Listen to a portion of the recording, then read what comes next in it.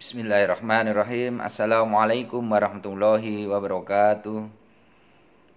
Alhamdulillah. Alhamdulillahilladzi adhaba annal hazan. Inna rabbana laghafurun syakur. Asyhadu an la ilaha illallah wa asyhadu anna Muhammadan abduhu wa rasuluh sallallahu alaihi wasallam wa ala alihi wa ashabihi amma ba'd. Saudaraku yang berbahagia, pada kesempatan malam hari ini alhamdulillah kita melanjutkan pembelajaran psikologi perkembangan. Malam hari ini terkait tentang manfaat mempelajari psikologi perkembangan. Di antaranya untuk mengetahui tingkah laku individu. Seseorang yang mampu memahami secara baik dan konsisten dalam strategi mengajar apapun, dia harus melihat dari faktor-faktor motorik halus dan motorik kasarnya. Kenapa? Karena bertambahnya usia, bertambahnya hari, bertambahnya bulan, bertambahnya tahun, tentunya tuntutan kedewasaan itu harus muncul, harus ada.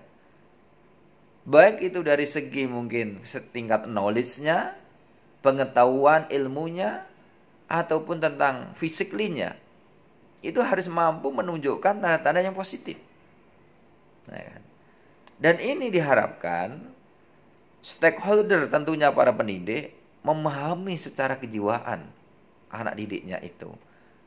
Ketika ada anak yang tidak bisa membaca dengan baik, didudukkan di belakang, tidak mampu melihat, memandang dengan baik, maka seorang guru harus peka, harus segera memindahkan anak tersebut, ditaruh tempat yang paling terdepan.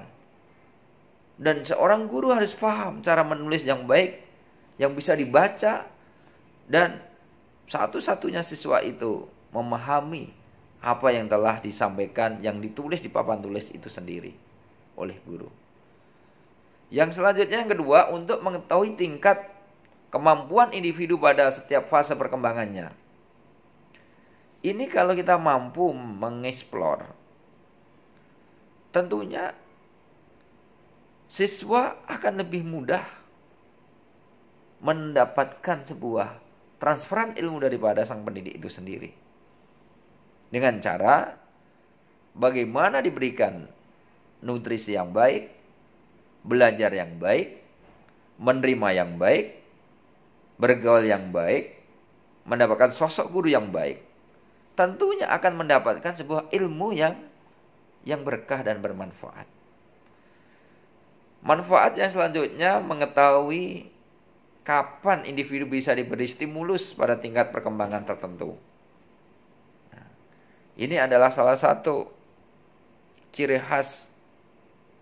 Ya, ciri khas anak-anak itu ada faktor secara hereditas.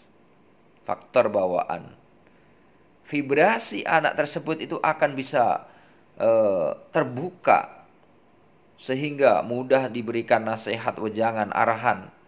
Ketika pada saat hati itu senang, hati itu gembira, siap menerima transferan ilmu.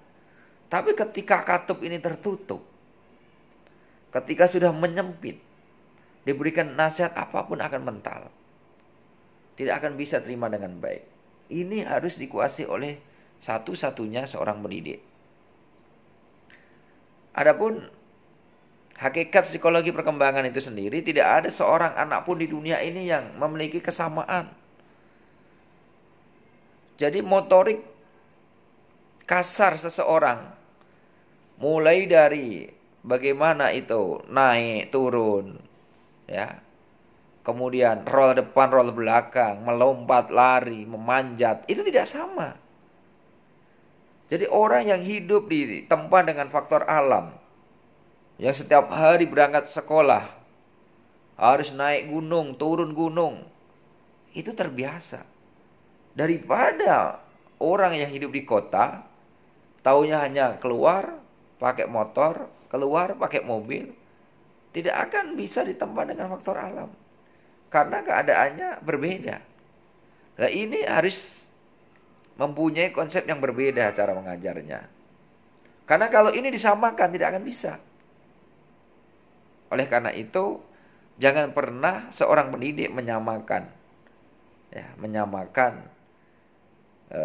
secara totalitas kepada temannya yang lain. Ini akan menyiutkan hati anak didik itu sendiri. Saudara sekalian, faktor-faktor perkembangan anak di sini itu berbeda-beda. Ada faktor sebelum lahir. Memang ada qadar sebelum langit dan bumi 50.000 tahun yang lalu. Itu sudah ada tulisan di Lauhul Mahfuz. Sebelum lahirnya anak ini celaka atau beruntung. Laki-laki atau perempuan, tentang jodohnya, ajalnya. Ini sudah ada tulisannya. Ada juga gejala tertentu yang terjadi sewaktu anak masih dalam kandungan. Faktor nutrisi. Orang tuanya tidak bisa menjaga pola makan yang baik, mindset yang baik, istirahat yang cukup. Yang ada adalah tekanan pada anak itu sendiri. Anak tersebut kasihan, ditekan terus. Apalagi nutrisinya hanya mie instan. Ini akan membunuh karakter, membunuh kecerdasan. Oleh karena itu harus dijaga. Siapa yang menjaga? Tentunya pertama adalah orang tua. Karena orang tua adalah madrasatul ula. Pendidikan yang pertama kali adalah itu ibu, orang tua. Oleh karena itu kita dituntut bagaimana berupaya dalam lindungan keluarga supaya menjaga ku anfusakum wahlikum naro. Diri sendiri, keluarga. Dijaga kesehatannya, aspek belajarnya, prestasinya.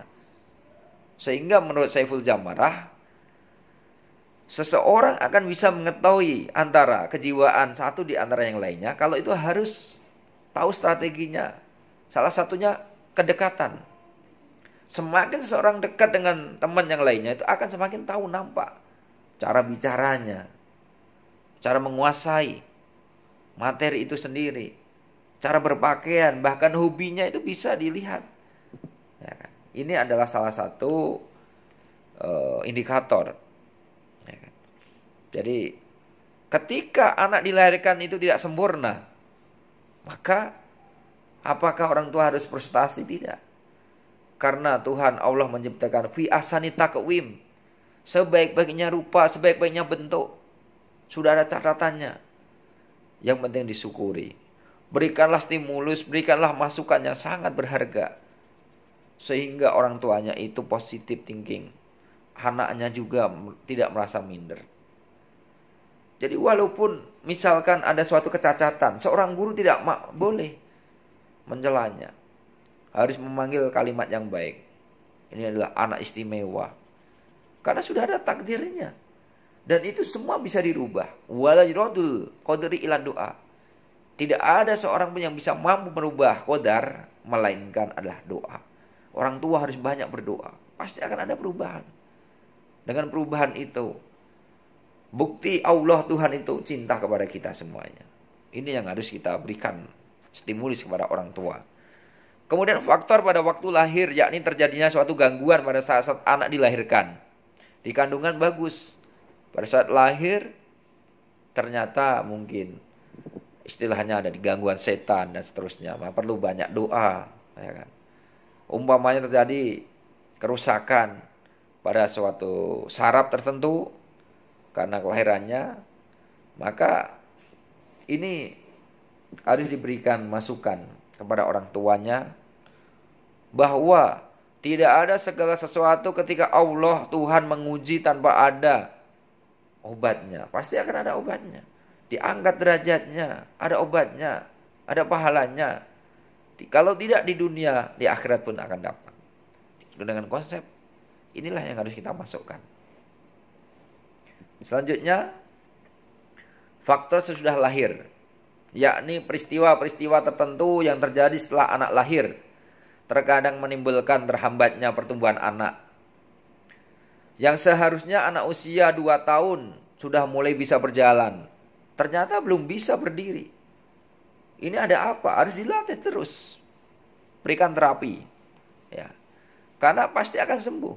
Dengan terapi, diajak jalan pagi-pagi sambil dipijat-pijat kakinya. Berikan doa. Pasti Tuhan itu mengabulkannya. Faktor psikologi, adanya kejadian-kejadian tertentu yang menghambat fungsinya secara psikis. Kadang tidak ada keberanian. Kalau anak zaman dahulu, ya kan, kalau ada hujan itu senang sekali. Bahkan kalau banjir, airnya keruh pun dia ngambil pohon pisang, dipotong, dirakit jadikan sebuah perahu, kapal, dinaikin. Ini kalau zaman dahulu. Zaman sekarang nggak ada yang berani. Ketika banjir, airnya keruh, nggak ada. Takut jangan kena virus. Yang airnya keruh ini banyak kuman dan seterusnya. Bahkan kena hujan pun harus mandi, harus keramas karena takut. Zaman dahulu tidak ada. Justru dengan adanya turun hujan ini dia mandi. Wah, ada petir pun tidak takut. Lah ini ternyata ada perubahan di situ, paradigma. Karena segala sesuatu kalau dilihat semuanya menggunakan faktor buatan, kecerdasan seseorang itu juga akan berkurang, imun akan berkurang. Orang zaman dahulu itu sehat-sehat, nggak ada istilah penyakit jantung, nggak makan pun, nggak sarapan pun kuat nyangkul. Kalau sekarang yang kena emah dan seterusnya, ya kan? Karena apa? Karena dari segi prosesnya berbeda, ya kan? Oleh karena itu, saudara semuanya harus mampu mengidentifikasi, mampu menelaah apa sih sesungguhnya psikologi perkembangan ini. Berkembang bukan harus menyamping. Berkembang tidak harus fokus kepada secara vertikal. Akan tetapi, perkembangan di sini adalah dilihat daripada progresif. Ada nggak perkembangannya dari knowledge-nya, dari kemampuannya, dari motoriknya, dari cara berbicaranya, apapun anggota tubuh. Itu harus ada perkembangan yang signifikan. Tentunya dengan materi yang selanjutnya kita akan bahas pertemuan berikutnya. Atas segala perhatiannya ucapan terima kasih. Wabillahi taufiq wal hidayah. Wassalamualaikum warahmatullahi wabarakatuh.